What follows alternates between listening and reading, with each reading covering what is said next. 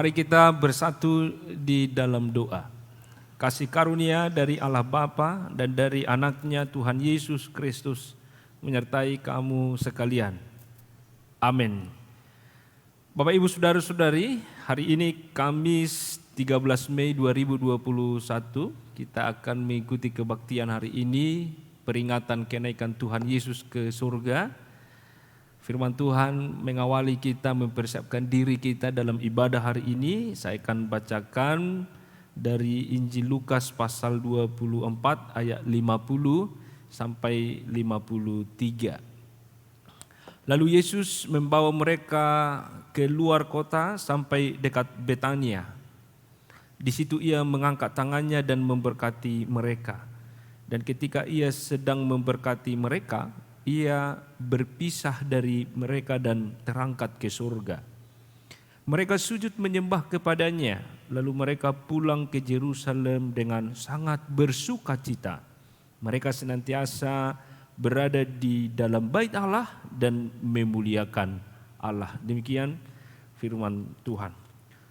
Saudara-saudara yang terkasih, kita bersyukur hari ini karena kita tiba pada satu kebaktian yang mengingatkan kita tentang naiknya Yesus ke surga. Peristiwa kenaikan Tuhan Yesus ke surga, saudara, sebenarnya tidak kalah penting dari kebaktian-kebaktian lainnya, tidak kalah penting dari peristiwa Natal kelahiran Yesus, peristiwa Jumat Agung kematian Yesus dan Paskah kebangkitan Yesus. Bila Natal, kelahiran Yesus, kematian dan kebangkitannya sampai kepada Paskah boleh kita rayakan, maka kenaikan Tuhan Yesus Kristus juga tidak kalah penting dari kebaktian-kebaktian yang saya sebutkan tadi.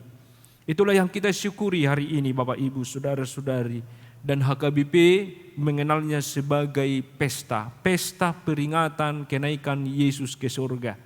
Oleh karena itu, hari ini sebenarnya kita berpesta, bersukacita. Karena apa saudara? Karena Yesus yang telah mati itu, ia bangkit dan ia juga hidup dan naik ke surga. Apa yang mau kita lihat dari peristiwa kenaikan Tuhan Yesus ke surga Bapak Ibu Saudara-saudari? Ada 5 hal penting yang akan kita lihat. Yang pertama, Tuhan Yesus Kristus adalah anak Allah yang telah mengalahkan kematian. Kubur telah terbuka, maut telah dikalahkan. Oleh karena itu, Yesus berkuasa atas maut. Ia berkuasa atas dunia ini. Dengan kebangkitannya menjadi kehidupan kekal untuk kita semua.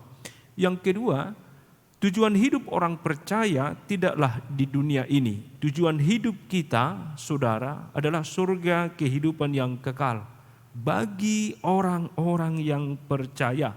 Oleh karena itu, saudaraku, selalulah hidup dalam iman yang tertuju kepada Kristus. Sebab tujuan hidup orang percaya adalah kepastian surga, tahta Allah. Kesanalah kita akan dikumpulkan kelak bersama-sama dengan Dia yang telah ada di surga. Yang ketiga, hari ini kita diingatkan bahwa walaupun Yesus naik ke surga, kasih-Nya tetap untuk selama-lamanya. Sama seperti Yesus, sesaat sebelum Dia naik ke surga, Ia mengangkat tangannya, lalu Ia memberkati para murid itu. Demikian juga saat ini, bahwa tangan Tuhan tetap diangkat, tangan Tuhan tetap menaungi, bahkan memberkati kita semua. Kasih dan pemeliharaannya tidak dibatasi oleh ruang dan waktu. Yang keempat, Bapak Ibu, Saudara, tidak seorang pun yang menginginkan perpisahan. Perpisahan akan membuat kita sedih dan pilu. Berbeda dengan para murid, ketika mereka akan ditinggalkan Yesus naik ke surga, mereka diteguhkan dan dikuatkan oleh Yesus. Para murid yakin dengan iman bahwa setiap perkataan Yesus adalah jaminan kehidupan kekal. Maka mereka pulang dengan sukacita. Mereka bergembira. Ada tugas yang harus mereka lakukan, yaitu memberitakan Injil. Tugas itu juga disampaikan kepada kita semua, bahwa mulai sekolah minggu sampai lansia, semua jemaat Tuhan harus memberitakan Injil dalam kehidupan kita sehari-hari, menjadi pelaku firman. Yang kelima, marilah kita senantiasa, Bapak Ibu, saudara-saudari, sujud menyembah dan memuji Tuhan kita.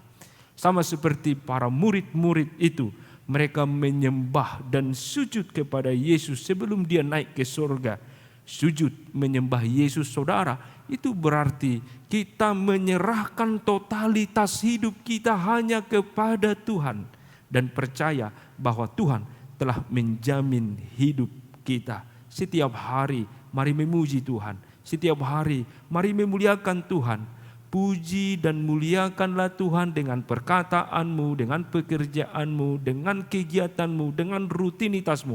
Apapun yang Bapak Ibu saudara-saudari lakukan, semuanya untuk memuji dan memuliakan Tuhan. Saudara, bila 5 hal tadi boleh kita renungkan, berarti kita sudah menjadi saksi di tengah dunia ini, menjadi anak-anak Tuhan yang dipakainya menjadi alatnya untuk memberitakan kebaikan dan kemurahan Tuhan. Selamat beribadah. Tuhan Yesus memberkati. Amin. Kita berdoa. Terima kasih Bapa di sorga, Engkau hadir di dalam peristiwa kehidupan kami. Engkau telah naik ke surga, menyediakan tempat bagi orang yang percaya. Dan Engkau memberikan jaminan kepada kami bahwa Engkau memelihara hidup kami sampai selama-lamanya. Tugas kami dan tanggung jawab kami di tengah dunia ini menjadi saksi-Mu dan menjadi berkat dimanapun kami berada. Berkatilah ibadah kami satu hari ini. Kami memuji, menyembah dan memuliakan Tuhan dalam ibadah, dalam setiap kehidupan kami. Dalam Yesus kami berdoa mengucap syukur.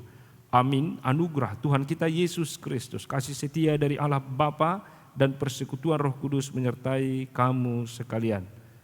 Amin.